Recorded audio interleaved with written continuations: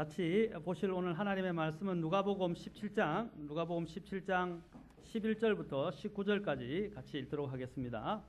자, 다 같이 일으셔서 하나님 말씀 봉독하겠습니다. 누가복음 17장 11절로부터 죄송합니다. 7절로부터 죄송합니다. 제가 지난 시간에 7절로부터 10절까지입니다. 7절로부터 10절까지. 자, 다 찾으셨으면 함께 봉독하겠습니다. 시작. 그런데 너희 중에 누구에게 밭을 갈거나 가축을 치는 종이 있으면 그가 밭에서 올 때에 그가 즉시 그에게 이르기를 와서 앉아 음식을 먹으라 하겠느냐? 도리어 그에게 이르기를 내가 저녁을 먹도록 준비하고 또 띠를 띠고 내가 먹고 마실 때까지 나를 섬기며 너는 그 뒤에 먹고 마시라 하지 아니하겠느냐? 그 종이 명령받은 일을 했으므로 그가 종에게 감사하겠느냐? 나는 아니라고 생각하노라. 이와 같이 너희도 명령받은 그 모든 일들을 행한 뒤에 이르기를 우리는 무익한 종이니이다. 우리는 해야 할 우리의 의무를 하였나이다 하라 하시니라. 기도하겠습니다. 하나님, 오늘도 주님을 사랑하는 주님의 자녀들이 이 자리에 나와서 주께 경배하고 찬송을 올려드리고 또 주께서 주신 귀한 하나님의 말씀을 듣고자 합니다. 오늘 성령께서 또한 이 시간 주장해 주시고 저희들 마음속에 있는 어둠과 또한 여러 가지 근심과 염려들과 많은 복잡한 세상의 생각들을 하나님 벗어버리게 하시고 주님께서 주시는 것들에 또한 초점을 맞추고 또 주님께 드리고자 하는 마음으로 나올 수 있는 그런 진정한 경배 또 진정한 하나님의 말씀이 있는 시간이 되게 도와주시옵소서. 하늘의 만나로 우리를 채워주시고 또한 이것을 통해서 우리가 강성해지고 또 주님 앞에 순종하는 그런 주님의 자녀들이 되도록 축복해 주기를 원합니다. 처음부터 끝까지 부족한 저를 통해서 주께서 말씀하옵시고 또한 영광을 받아주시기를 원하며 예수님의 귀한 말씀을 이 주님의 조남을 받들어 기도하옵나이다. 아멘. 앉으시겠습니다. 제가 이제 믿음의 정대와 관련해서 첫 번째 우리가 필수 성결 요건이 있다고 했습니다. 그것이 뭐냐면 용서의 문제라고 했습니다. 믿음을 정대하기 위해서 우리는 관계의 문제가 정립이 되어야 됩니다. 먼저 하나님과의 관계의 문제, 그 다음에 나 자신에 대한 관계의 문제, 세 번째로는 다른 사람과의 관계의 문제가 해결되어져야 하나님의 제단에 나아갈 수 있고 또 하나님을 섬기는 것이 필요하게 되고 주께서 또한 우리의 믿음을 어떻게 하십니까? 새롭게 하셔서 이제 나아갈 수 있는 첫 단추를 끼는 것이다 라고 말씀을 드렸습니다. 두 번째로 이제 이 믿음의 정대와 관련해서 필요한 것이 무엇이라고 했습니까? 하나, 감사하는 생활이라고 했습니다. 감사가 없이는 나아갈 수 없다는 것입니다. 오늘날 우리가 잊어버리고 있는 이런 감사를 회복해야 합니다. 실제로 그리스도의 삶을 사는 데 있어서 감사를 잃어버리고 있는 우리의 모습들을 많이 발견하게 됩니다. 순간순간 어려운 일이 닥칠 때마다 내가 생각하지 않은 또 예기치 않은 일들이 닥칠 때마다 또 여러 가지 낙심케 하는 요소들이나 주변 사람과의 관계의 문제가 생겼을 때 우리는 어떻게 합니까? 감사하기보다는 불평하게 되고 낙심하기 쉽습니다. 그러나 하나님은 우리를 항상 위하시고 계시다는 것을 잊어버리지는 말아야 되고 또한 하나님이 모든 상황을 주재하시고 허락하셨다는 사실들을 우리가 하나님의 관점에서 보게 된다면 이런 부분들에 대해서 어떻게 됩니까? 다 받아들이고 또한 감사할 수 있게 됩니다. 지금은 나는 나의 최선이 뭔지 몰라요. 그러나 하나님이 허락하신 것들을 믿음으로 받아들이기 시작하면 그러한 모든 상황들이 합력해서 우리의 궁극적인 하나님께서 마련하신 선을 위해서 다 이루어지게 될 것이라는 것입니다. 그래서 그러한 믿음을 바탕으로 신앙생활을 해야 합니다. 그래야 하나님이 우리가 믿음이 또 한층 더 정대할 수 있게 될 것이라고 말씀하십니다. 세 번째로 또 하나님께서 오늘 본문을 통해서 말씀하시는 것이 무엇입니까? 이제는 우리가 믿음을 정대하는 데 필수적인 요건으로서 또한 겸손에 대해서 말씀하십니다. 이것이 바로 누가복음 17장 안에 다 들어있어요. 믿음을 정대시키는 것과 다 관련되어 있다는 것입니다. 자, 겸손이 뭐냐? 많이 듣던 이야기들이죠. 그렇죠? 그런데 이런 우리가 많이 듣는 것이 중요한 것이 아니고 성경은 항상 말씀하시기를 듣고 흘리고 잊어버리는 자가 아니라 듣고 그것을 어떻게 합니까? 행하는 자라야 한다고 말씀하고 있습니다. 우리는 얼마나 많이 들었어요. 귀를 즐겁게 해주었습니다. 그러나 그것이 들었던 것들이 우리 마음으로 믿음에 부합해서 받아들이지 않은 경우가 많이 있었죠. 그러나 하나님께서는 오늘 이 말씀을 마음으로부터 믿음을 합해서 듣기를 원하시는 것입니다. 그래야만이 이 말씀이 살아있는 말씀이 되는 것입니다. 히브리서에 보면 이스라엘 백성들의 가장 큰 문제가 뭐였습니까? 불신이었어요. 근데 어떤 불신이냐? 믿음으로 하나님이 주신 말들에 주의를 기울이지 않고 듣지 않고 믿음으로 부합하지 않았다고 말하고 있습니다. 그리고 귀로 듣는 것들을 슬립, 바로 흘려보냈다고 이야기합니다. 바로 이렇게 흘려보냈던 거예요. 그러니까 그들이 뭡니까? 세월로 봐서는 영적으로 이렇게 성숙해야 하시는데도 불구하고 그들은 여전히 초보, 어린아이의 신앙 수준에 머물러 있었다는 것입니다.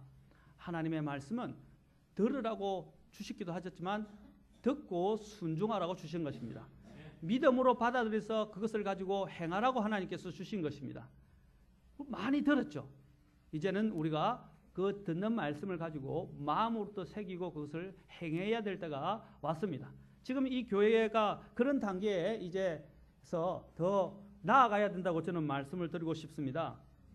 겸손의 사전적 정의를 보면 남을 존중하고 자기를 내세우지 않는 태도다라고 이야기하고 있습니다.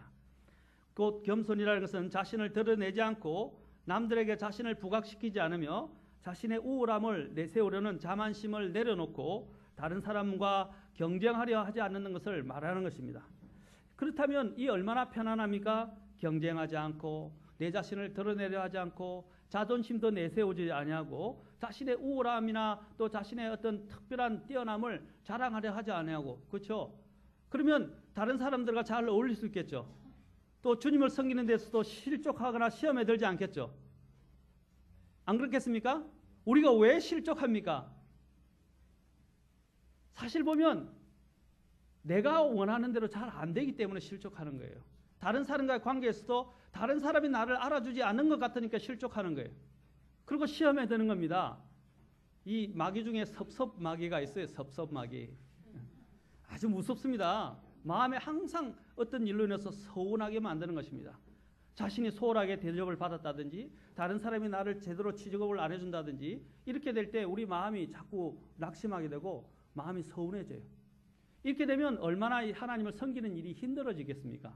그런데 이런 것들이 초연하고 모든 것을 하나님 앞에서 내려놓고 하나님이 나를 바라보시는 마음으로 또 하나님과의 관계 속에서 나를 보기 시작하면 어떻게 하면 마음은 낮아지게 되어 있어요. 그렇게 섬기게 되면 이 세상에서 나를 헤아려 하고 나를 또 취급해주지 아니한다 할지라도 그것이 문제가 안 돼요. 주님이 나를 위하시는데, 그렇지 않습니까? 결론적으로 이야기하면. 그러면 마음은 편해지는 것입니다. 마음이 편하면 어떻게 해요? 섬기는 일도 즐겁습니다. 그렇지 않습니까? 많은 사람들이 행복을 이야기하는데 어디서 행복을 찾는다는 것입니까? 이 행복이 깨어지는 이유 중에 하나가 무엇입니까? 내가 살아있기 때문입니다. 나. 그런데 주님께서는 우리에게 뭐라고 말씀하십니까? 내가 죽어야 한다고 말씀하십니다.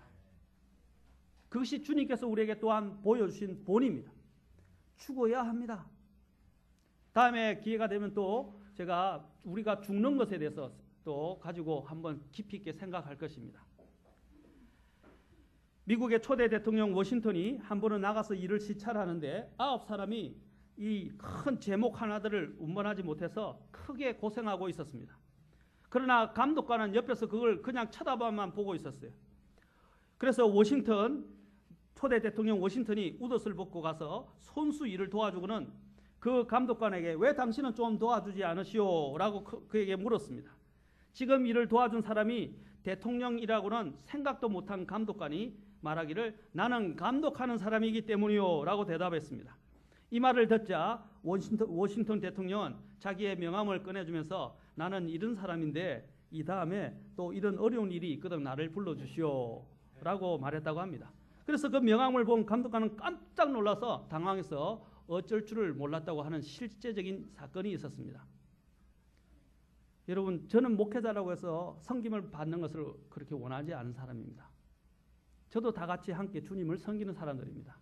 단지 하나님에게 맡겨놓으신 목자의 일을 신실하게 감당하기를 원합니다.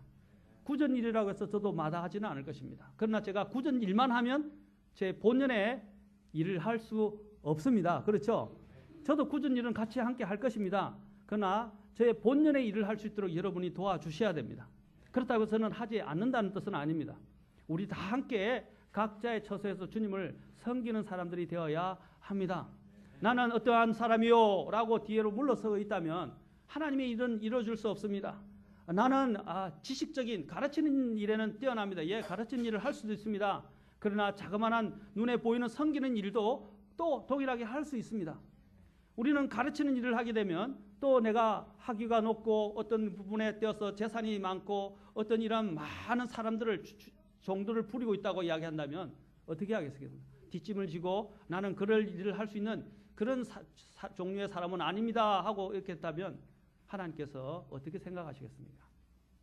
오늘날 교회 안에서도 너무나 이런 지식적인 또는 지위적인 또는 어떤 때는 돈으로 어쩌는 권력으로 해서 교회 안에서도 그것을 가지고 교회가 편파되어지고 나누어지고 서로가 섬기지 않으려고 그러고 자기 자신의 우월감을 주장하려는 교회가 많습니다.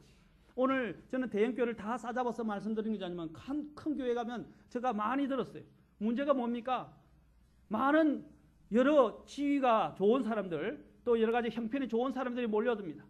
그러다 보니까 본의 아니게 교회가 가난한 사람과 또 부유한 사람이 교회 안에서도 나누어지고 있어요. 오늘날 현대 이 경제의 문제가 무엇입니까? 빈부격차의 문제 아닙니까? 갈수록 더해지고 있습니다. 그러나 그것이 하나님의 교회 안에서도 이루어지고 있다는 것입니다. 하나님 앞에서는 누구나 다 동일합니다. 다 동등해요. 헬라인이나 또 히브리인이나 유대인이나 다 문제가 되지 않았어요. 다 그들에게는 구원이 필요했고 하나님의 은혜가 필요한 사람이며 하나님의 은혜로 섬기는 사람들입니다. 우리는 그런 것들을 주장해서는 안 됩니다.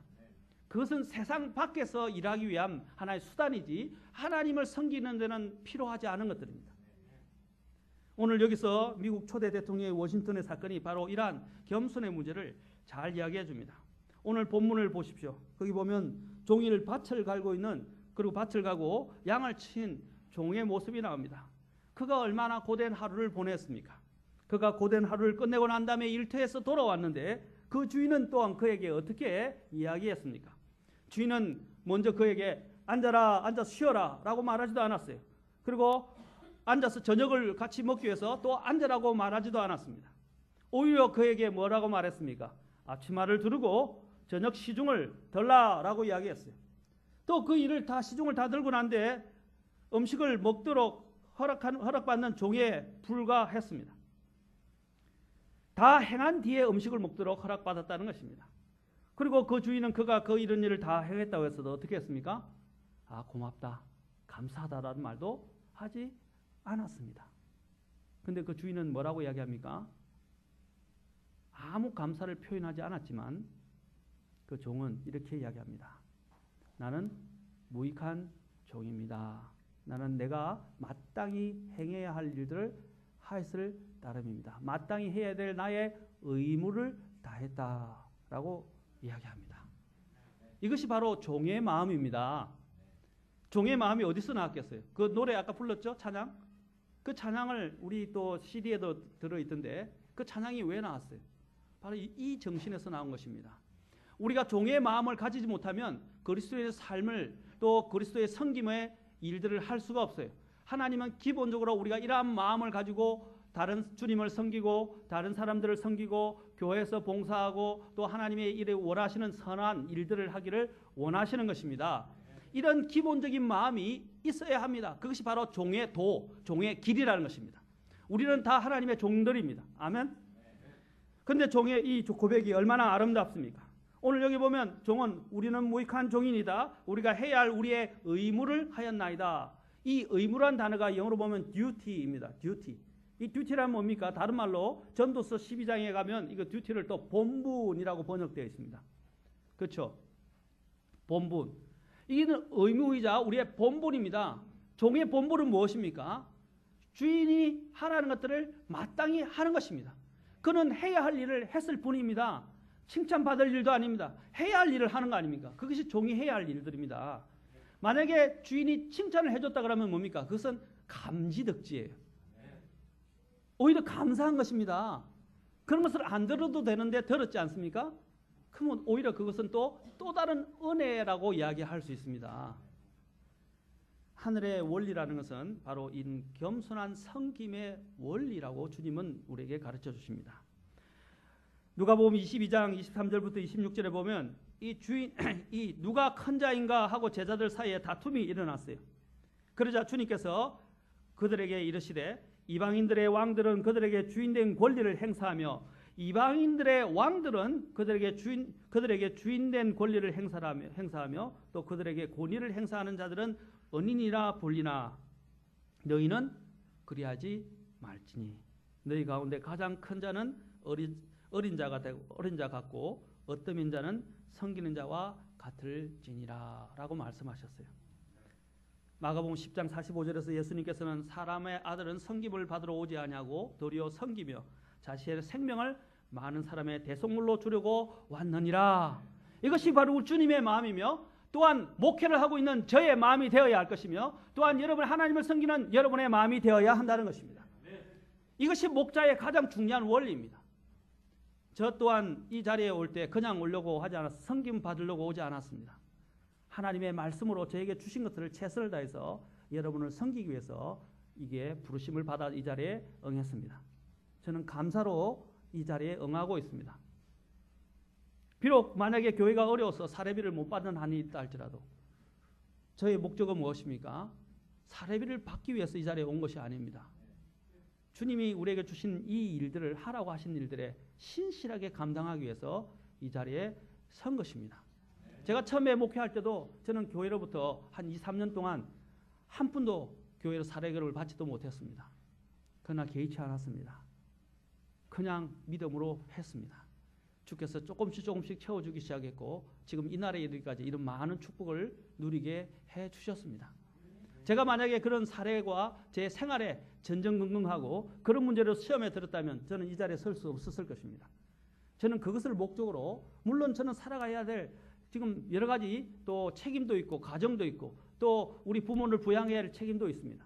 그러나 그것이 저를 하나님을 섬기는 일에 저를 막거나 또한 그런 일들로 인해서 제가 낙심되어질 수는 없다는 것입니다. 나의 부르심은 하늘에 있는 것이고 하늘로부터 가장 높은 부르심을 받아서 나아가는 것입니다. 우리는 그 부르심을 향해서 우리 저뿐 아니라 우리 모두 다가 그런 마음으로 하나님 앞에 나아가야 하는 것입니다. 교회에 오는 것은 내가 섬김을 받고 또한 손님처럼 또한 귀함의 대접을 받기 위해서 오는 것이 아닙니다. 이곳은 하나님을 믿는 사람들이 그 은혜로 말미암아 감사하면서 하나님을 섬기기 위해서 경배하기 위해서 이 자리에 오신 것입니다. 아멘. 내 잘한 것을 자랑하고 또 다른 사람부터 대접받고 다른 사람부터 내가 또 많은 이런 우대를 받기 위해서 오는 것이 아닙니다. 초신자들은 그럴 필요가 있어요. 아무것도 모르니까. 그러나 여러분들이 주님을 섬기는 사람들이라면 적어도 그런 마음을 갖고 주님 앞에 나오지 않기를 바랍니다. 심지어 우리 주님으로부터 우리가 보상을 받는 일이 있다 할지라도 그것조차도 우리는 순수한 은혜라는 것을 기억해야 할 것입니다. 나중에 계시록 4장 10절부터 11절 보십시오. 어떻게 합니까? 24장로가 있는데 그것은 교회를 구원받은 사람들을 대표합니다. 24 장로가 그 왕자에 앉으신 분 앞에 다 엎드려서 이야기하기를 이렇게 이야기합니다. 영원 무궁토록 살아계시는 분께 경배하고 자식들의 관을 왕자 앞에 던지며 이르되 오 주여 주는 영광과 존귀와 권능을 받기에 합당하시오니 주께서 모든 것을 창조하셨고 또 그것들이 주를 기쁘게 하려고 존재하며 창조되었나이다. 아멘. 네. 어떻게 한다고요? 경배하면서 자신들의 관을 우리가 하나님 앞에 관을 받게 되죠. 아멘. 5가지 관이 성경에 나옵니다. 다음에 이 5가지 관에 대해서도 배우게 되지만 이 관을 어떻게 한다고 다 벗어 주님께 다시 던져줍니다. 그냥 기분 나빠서 던지는 게 아니고요. 진심으로 나의 관을 주님께 돌려드리는 것을 이야기하는 것입니다. 왜 내가 이 관을 갖게 됐습니까? 나는 이 관을 받을 만한 자격이 없었습니다. 그런데 하나님께서 나에게 은혜로 이 관을 받을 수 있도록 부여하셨습니다. 그러면 어떻게 이 관은 나의 메리트로 인해서 온 것이 아니라 주님께서 주신 것 때문에 받았기 때문에 주님께 마땅히 돌려드린다 할 때 그것은 문제가 되지 않는 것입니다. 내가 주님께 섬길 수 있었던 그리고 하늘에 올라갈 수 있었던 영원한 생명을 얻을 수 있게 되었던 또 하나님의 왕자에 같이 함께 앉게 된 그런 모든 특권은 주님의 은혜 때문입니다. 그래서 우리는 능히 벗어들일 수 있는 것이에요. 이것이 계시록 4장에서 아름다운 모습으로 나타나고 있습니다. 그런데 어떤 사람들은 주님 앞에 섰을 때 벗어들일 관도 없는 사람들이 있을 것 같아요. 얼마나 부끄럽겠어요. 성경에서는 분명히 부끄럽게 구원을 얻는 사람들이 있을 것이라고 말합니다. 다른 사람들은 다 받아서 주님께 감사함으로 다시 벗어들이는데 나는 벗어들일 것도 없어요. 자신이 구원받은 구원의 의의 옷만 딱 걸치고 있고요. 아무것도 주님께 드릴 것이 없는 부끄러운 모습으로 구원받는 사람도 있을 것입니다. 사랑하는 성도 여러분, 저는 여러분 모두 다가 주님 앞에 섰을 때 주님께 관을 기쁘게 벗어드리는 저와 여러분이 되었으면 좋겠습니다. 주님의 은혜로 사는 저와 여러분이 되었으면 좋겠습니다. 그리스도의 참된 종은 교만할 근거도 이유도 없습니다. 자기의 중요감, 이 자기 중요성, 자기 중요감은 우리는 송두리째 뽑아버려야 합니다. 뿌리째 뽑아야 합니다. 대신 그 자리에 우리는 주님 앞에서 우리의 무가치함의 마음을 늘 뿌리 깊게 심어야 합니다. 나는 무가치합니다. 내가 뭘 하나님 앞에서 주장할 수 있습니까? 그렇지 않습니까? 그것을 기억하지 않는다면 우리는 주님을 제대로 섬길 수 없고 항상 주님을 섬기는 일 자체가 무거운 짐이 되고 시험이 될 것입니다. 십자가로 들어가십시오. 십자가에 가보십시오. 우리의 쉼터는 어디냐? 십자가입니다. 그 십자가에서 무엇을 생각합니까? 무가치한 나 같은 쓰레기 같은 죄인을 구원하시려고 오신 주님의 그 희생을 기억하십시오. 그 사랑을 기억하게 되고 그 은혜를 기억해 보십시오. 마음이 뜨거워지지 않습니까? 뜨거워지지 않겠어요? 바로 불평이 왜 나옵니까? 하나님이 주신 것에 만족하지 않기 때문입니다. 낙심이 왜 옵니까? 내가 어떤 사람이었고 무가치하고 죽어 마땅한 존재였다는 사실들을 기억하지 않기 때문에 이런 마음이 드는 것입니다. 아멘? 이 주님의 십자가를 아는 사람은 초연하게 돼요. 초연하게 됩니다. 그런데 사람이니까 순간순간마다 이 사탄이 이런 것들을 가지고 시험하고 우리 마음속에서 이런 것들이 싹 트게 됩니다. 그 싹을 잘라버려야 돼요. 그래야 여러분이 주님을 섬기는 것 자체가 시험에 들지 않고 그냥 감사함으로 기쁘게 섬길 수 있습니다. 아멘? 자, 영적인 권능은 종의 마음으로부터 종의 마음을 가지고 순종할 때 시작되는 것입니다. 이제 오늘 본문의 비유의 말씀을 한번 보십시오. 이 비유의 동기와 배경을 우리는 알 수 있습니다. 5절에서 우리가 보았듯이 제자들은 무엇을 달라고 요청했습니까? 예? 믿음을 정대시켜 달라고 요청했지 않습니까?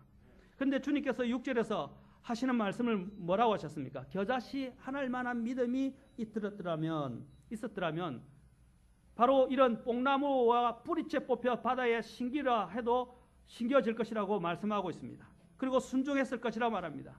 제가 처음에 이야기했죠. 겨자씨만한 믿음만 있다면 얼마나 작은 것입니까? 씨앗 중에 가장 작은 거 아닙니까? 그 겨자씨만한 믿음만 있다면 이런 불가항력적이고 불가능한 일조차도 가능했을 것이라고 말씀하십니다. 이게 바로 믿음의 능력입니다. 이 믿음은 하나님께서 주시기 때문에 믿음은 하늘의 권능을 행할 수 있습니다.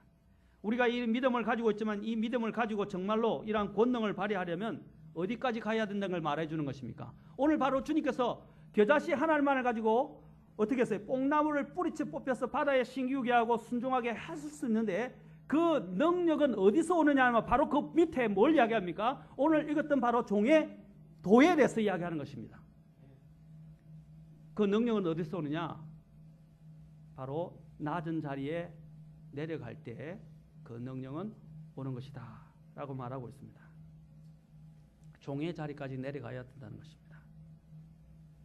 이것이 이 두 가지 말씀을 이어놓은 의미와 그 문맥의 배경입니다. 그러므로 우리는 섬기는 이 낮은 자리까지 내려가야 합니다. 왜 우리가 믿음의 권능이 없습니까? 왜 하나님 나는 믿음으로 구한다고 하는데 나 일이 안 됩니까? 왜 안 되는 것입니까? 해결이 안 됩니까? 주님이 뭐라고 말씀하십니까? 종의 자리로 내려가라 라고 말씀하십니다. 우리에게 하나님의 권능이 나타나지 않는 이유는 우리 자신을 중요시하는 중요감이 넘쳐나기 때문일 수도 있습니다. 하나님은 오늘 모든 것을 내려놓고 종의 자리로 내려가기를 원하십니다. 그것이 겸손이라고 불려지는 것입니다. 우리의 주인은 우리를 지으신 하나님이시며 우리는 다름 아닌 그분을 섬기게 된 종입니다. 그러나 우리가 위대하신 하나님을 섬긴다는 것 자체가 얼마나 큰 영광이고 특권입니까? 아멘? 시편에서는 뭐라고 그럽니까? 나는 어떤 궁전에 앉아서 있는 것보다 뭡니까? 하나님의 문에 문지기가 되기를 원한다라고 고백하고 있습니다. 그가 왜 문지기를 이야기했어요? 이 세상의 황홀한 궁궐에서 자리를 차지하고 앉아있는 사람보다도 하나님의 집에 문지기가 된 것이 더 낫다라고 그 시편 기자가 그렇게 고백하는 이유는 무엇 때문에 있을까요? 그것이 더 영광이고 특권이기 때문입니다. 여러분이 여기에 작아 있는 이 기업, 자그마한 요 아파트를 소유하고 있는, 전체를 소유하고 있는 그 사람의 집에서 일하는, 그리고 그 집에서 좀 눌러 앉아서 많은 영광을 누리는 사람이 되기를 원해요.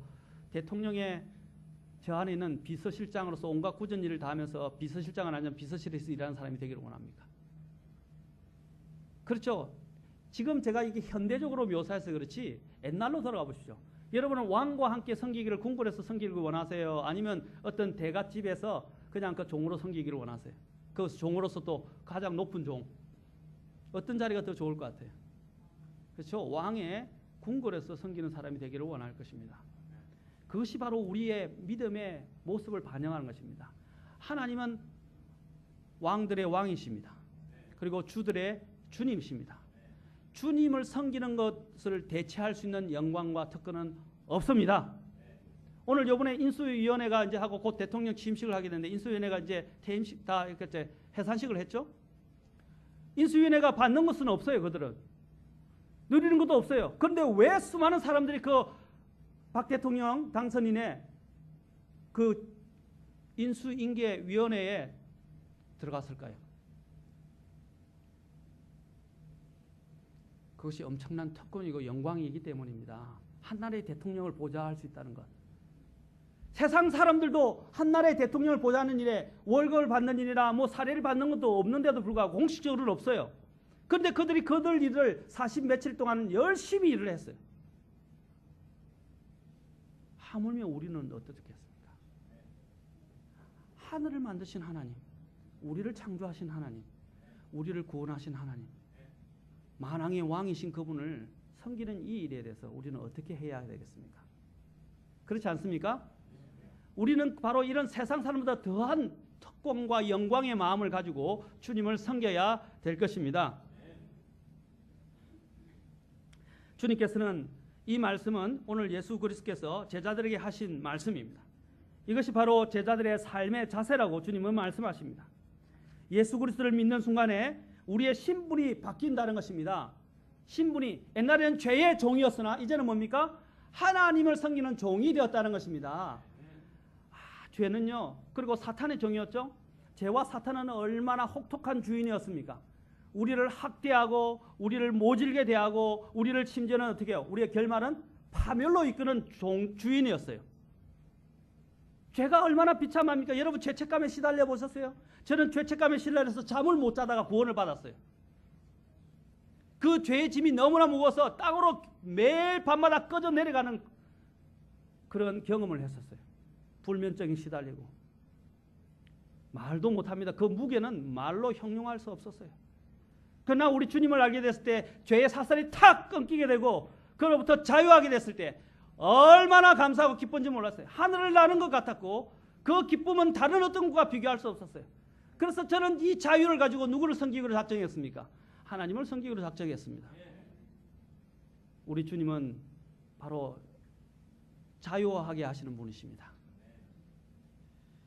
나에게 이런 자유를 주셨기 때문에 저는 기꺼이 주님을 섬길 수 있도록 작정할 수 있었던 것입니다. 여러분도 마찬가지라고 저는 생각되어집니다. 우리는 우리에게 주신 이 자유를 신분이 바뀌었기 때문에 우리가 가지는 이 자유를 가지고 우리의 육신을 위하여 죄를 위하여 세상을 위해서 드려서는 안 된다는 것입니다. 이제는 이 자유로 우리를 속박에서 풀어주신 분을 위하여 이제 우리는 그분을 위해서 사용해야 한다는 것입니다. 성경은 말합니다. 너의 자유를 육신의 기회로 삼지 말고 그리고 주님이 이제 우리에게 뭐라고 명령하시든지 우리는 어떻게 해야 됩니까? 그냥 감사하면서 섬길 뿐입니다. 그리고 주님이 열심히 섬기고 난 다음에 주님 앞에서 뭐라고 고백해야 되겠습니까? 나는 무익한 종입니다. 나는 제가 해야 할 일들을 저는 당연히 해야 할 일들을 했을 뿐입니다. 라고 고백해야 하겠습니다. 오늘 여기 종이를 보십시오. 얼마나 힘들겠어요. 가서 밭을 갈고 양을 치고 하루 종도록 고된 일을 하고 돌아왔어요. 종들이 힘들지만 죽기 싫어서 억지로 지금 이렇게 말했습니까? 아닙니다. 그들은 종들의 마땅한 의무이기 때문에 기쁨으로 섬겼던 것입니다. 이것이 바로 종의 마음입니다. 아까 불렀죠? 종의 마음 주옵소서. 그렇죠? 우리가 종으로서 섬기는 것은 첫권입니다. 또한 이 종으로 섬기는 부분과 관련해서 그 뒤에 지난 시간에 우리가 살펴보았죠? 뭐가 나오고 있습니까? 나병, 10명의 나병 환자와 관련된 이야기가 나왔지 않습니까? 그렇죠? 근데 왜 그 뒤에 또 나병 환자와 관련된 비유를 예화를 주님께서 비유가 예화를 주께서 이 성경 속에 넣게 하셨을까요? 이것이 바로 종의 의무를 다하는 사람의 뭡니까? 본질적인 상태에서 어떻게 그들이 구속함을 받았는가를 보여주는 것입니다. 바로 이 종들은 나병 환자와 같은 존재들이었어요. 그런데 하나님이 어떻게 하셨어요? 그들을 그 비참하고 혹독한 나병으로부터 그들을 구속해 주시고 고쳐 주셨어요. 그래서 이게 나오는 거예요. 종의 비유가 또 나오면서 주님께서 감사와 관련돼서 이 나병 환자의 비유를 말씀하신 것입니다. 성경은 다 이유가 있어요. 성경에는 다 순서가 있는데 그 순서가 나온 이유는 다 주님께서 뜻하신 바가 다 있다는 것입니다. 우리가 그걸 성경을 읽으면서 묵상하면 많은 진리들을 깨달을 수 있습니다. 아멘. 제가 이렇게 설교하는 것도 그런 진리들을 묵상하면서 깨달아서 하나님 앞에서 이야기하는 것입니다. 어떤 사람들은 모든 것을 다 연기 없이 그냥 이쪽 떼고 그냥 그 자체만 보고 있는데 문맥 전체를 보아야 돼요. 하나님을 더 잘 이해할 수 있는 방법이 뭔지 아십니까? 성경 읽을 때 한 구절에 집착하지 마세요. 한 구절에다 그것을 가지고 새기더라도 그 구절에 또한 배경, 그 다음에 그 구절이 어떻게 나오는가 문맥을 살펴보라는 것입니다. 항상 여행을 하는 사람들은 뭘 갖고 갈까요? 나침반과 함께 전체 지도를 가지고 갑니다. 그렇죠? 그래서 어디 산에 가서 길을 잃더라도 어떻게 합니까? 그것을 갖고 방향을 잡고 전체 그림을 그리고 그것에 따라서 자신들이 혹시나 문제가 생겼을 때 어떻게 해요? 그 길을 따라 찾아가는 것입니다. 그래야 살림을 받을 수 있어요. 그렇죠? 구조받을 수 있어요. 마찬가지입니다. 우리가 성경을 볼 때도 성경의 전체적인 것을 항상 그려놓고 그 다음에 이 성경의 세세한 부분들을 봐야 됩니다. 자, 그 중에 하나로서 주님께서 또한 이 나병 환자의 비유를 말씀해 주셨어요. 이 나병 환자들은 어떤 사람들이었습니까? 오늘 이 나병 환자들은 거의 사형선고와 마찬가지입니다. 성경은 이것은 전염병이기 때문에 병에 걸린 사람들은 다른 사람들과 접촉할 수 없게 했다고 구약에서 말하고 있습니다. 그래서 그들은 제외되어졌어요. 그리고 평범한 사람들과 함께 살 수도 없어졌어요. 그 당시에 이 나병은 문둥병이라고 우리가 이야기하는데 이 나병은 뭐와 같은 것입니까? 죄로 인해서 생긴 것이라고 성경은 분명하게 말하고 있습니다. 그래서 구약에서 나병에 걸린 사람을 부정하다고 여겼던 것입니다. 부정하다고 말했던 것입니다. 그들에게는 인간의 존엄성이 부여되지 않았습니다. 그들은 소외되어졌습니다. 어느 날 이들은 예수 그리스도의 소식을 접하고 그분께서 그들 옆을 지나가실 때 소리를 지릅니다. 그분께서 어떤 마을로 들어가시며 나병 12절 13절 보시죠. 나병 환자 10사람이 그분을 만나 멀찍이 떨어져서 서서 목소리를 높여 뭐라고 그랬습니까? 목소리를 높여 예수님이여 선생님이여 우리에게 긍휼을 베푸소서 하거늘 그분께서 그들을 보시고 그들에게 이르시되 가서 제사장들에게 너희 몸을 보이라 하시니 그들이 가다가 정결하게 되니라. 그들이 얼마나 간절했겠어요. 모든 것부터 차단되어진 사람입니다. 모든 축복으로부터. 심지어는 인간의 존엄성마저도 빼앗긴 존재들이었어요. 그리고 자기의 살조차도 자기도 자기를 혐오했을 것 같아요. 왜냐하면 자기 살이 썩어져 들어가니까. 그러자 주님께서는 어떻게 하셨어요? 이 10명의 나병 환자들을 모두 고쳐주십니다. 사회에서는 그들을 부정하다 여기고 인정도 하지 않고 그들을 소외시켰지만 주님께서는 그들을 제외시키지 아니하시고 그들을 고쳐주셨습니다. 주님께서는 그들을 사랑하셨고 불쌍히 여기는 마음으로 그들을 고치셔 주셨습니다. 사람들이 함께 있기를 꺼려하는 그들에게 우리 주님께서 만나서 사랑의 은혜로 그들의 병을 고쳐주시고 그들에게 인간으로서의 존엄성을 회복시켜 주셨습니다. 그들의 나병이 치유된다는 것은 바로 그들의 죄가 용서받았다는 것과 같은 의미인 것입니다. 사실 우리가 이것을 영적으로 한번 적용해 봅시다. 왜 주님께서 이 비유를 말씀하셨을까요? 바로 그 종의 길 다음에 이것을 말씀하셨을까요?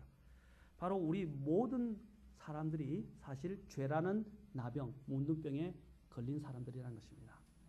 죄는 무섭습니다. 우리를 살을 뭡니까? 우리의 영혼을 좀먹고 파고 들어갑니다. 여러분 성경에서 뭐라 합니까? 지옥에 있는 죄인을 뭐라고 이야기하고 있어요? 지옥에 있는 죄인을 뭐라고 언급합니까? 뭐라고 언급해요? 벌레라고 말합니다. 벌레.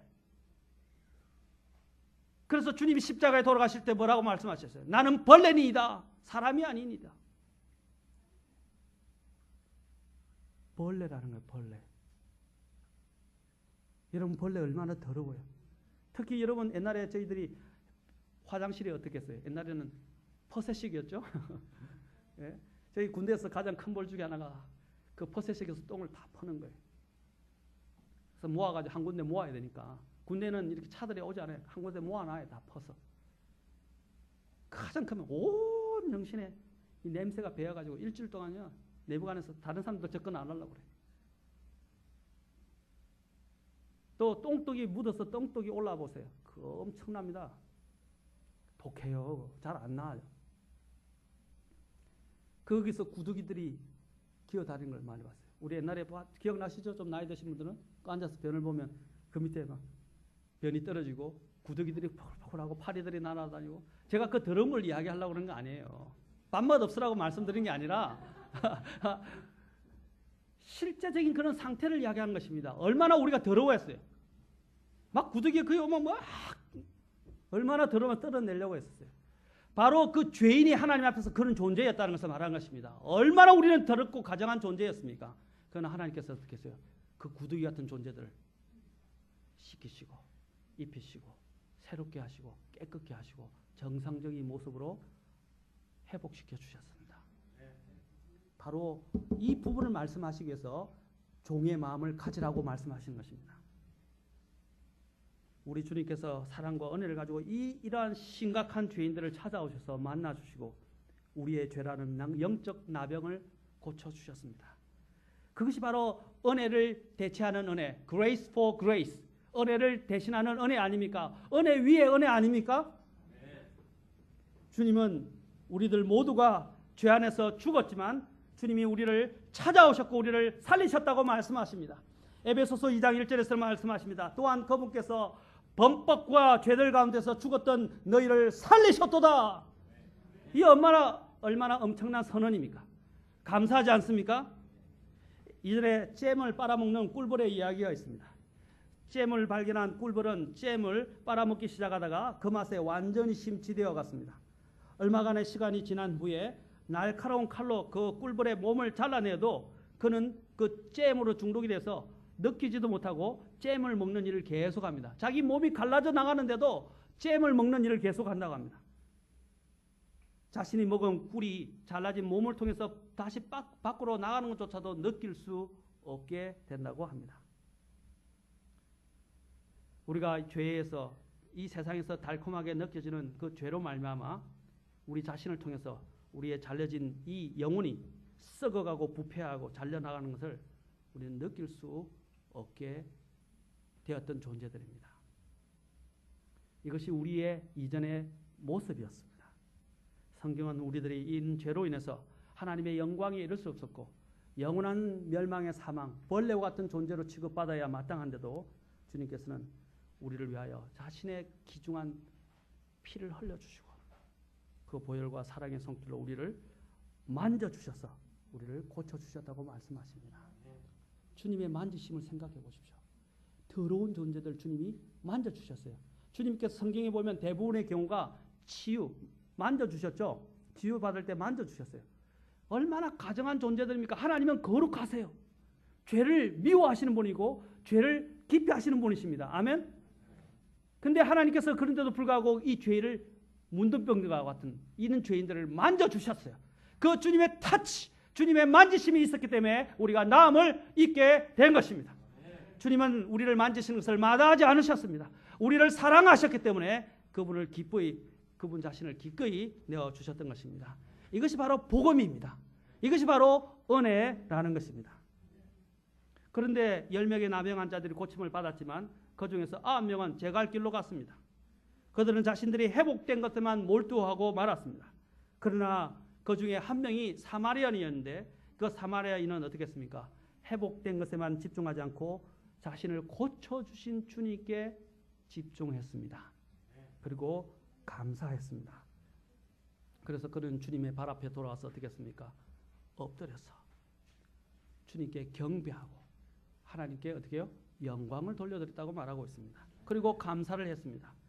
그래서 우리 주님께서는 그렇게 말씀하세요. 너희 중에 9명은 어디 있느냐? 지금 이것이 우리의 모습일 수도 있습니다. 정말 감사하는 자는 어떻게 합니까? 주님 앞에 엎드리고 그분께 경배하고 그분을 섬기게 되는 것입니다. 하나님을 섬기는 일을 소홀히 하지 마십시오. 이것보다 더 귀한 일이 있습니까? 이러한 겸손의 마음, 하나님이 나에게 허락하신 이 은혜를 아는 사람만이 하나님을 섬길 수 있게 되는 것입니다. 더 많이 용서받은 자가 더 많이 사랑하느니라. 내가 얼마나 정말로 죄인이었다는 것을 정말로 여러분이 깨달을 때 그때서야 비로소 하나님을 섬기는 능력이 나타나게 되고 나의 섬김을 통하여 또 하나님께서 위대한 일을 이루시는 그러한 또한 능력이 나타나게 되는 것입니다.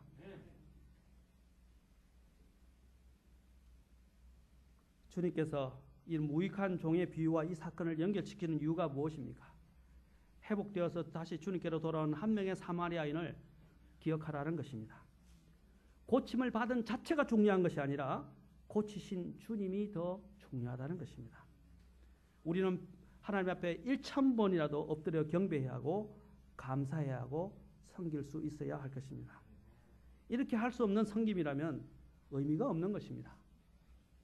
감사와 감격 속에서 우리는 함께 주님을 섬깁시다. 우리에게 이렇게 불러주셔서 이 교회를 모아준 자체가 얼마나 감사합니까? 그렇죠? 그러면 이제 이 감사함을 가지고 주님 앞에 나와서 경배하십시오. 주님을 섬기기 시작하십시오. 하나님은 단지 구원에서 머물러 있으라고 말하지 않습니다. 우리의 구원은 반드시 믿음의 아까 하늘의 미랄과 같아서 우리 안에 떨어지기 시작하면 그것은 살아서 역사하게 되고 주님을 섬기지 않을 수 없게 만드는 것입니다. 그것이 바로 주님의 일한 은혜라는 것입니다. 나 같은 나병한 자를 죄로 물들었던 나병한 자를 고쳐주신 은혜. 이제부터는 우리가 뒷자리에 앉아서 뒷짐지고 섬김을 받으려 하지 않고 이제는 어떠한 자리에서든지 주님 앞에 나서 섬기는 주님의 자녀들이 되었으면 좋겠습니다. 겸손한 마음으로 다른 사람을 나보다 늦게 이기고 다음 시간에는 제가 계속해서 이 겸손에 대해서 좀 더 다루겠습니다. 우리의 겸손의 본이신 예수 그리스도 그리고 바울 또 여러 가지 사례들과 함께 또 겸손히 성경에서 말하는 겸손의 섬김에 대해서 좀 더 깊이 있게 살펴보도록 할 것입니다. 사랑하는 성도 여러분, 주님의 은혜가 여러분의 마음속에 흘러넘치기를 바랍니다. 그리고 그 흘러넘치는 은혜의 감동이 여러분 하여금 겸손하게 엎드려서 다른 것을 생각하지 않고 오직 주님만 생각하고 주님을 섬기시는 저와 여러분이 되고 또 이 섬김을 통해서 주님 앞에 섰을 때에 칭찬받고 또 주님께서 주신 그 관을 가지고 주님께 오히려 돌려드릴 수 있는 믿음의 사람들이 되기를 바랍니다. 기도하시겠습니다. 다 같이.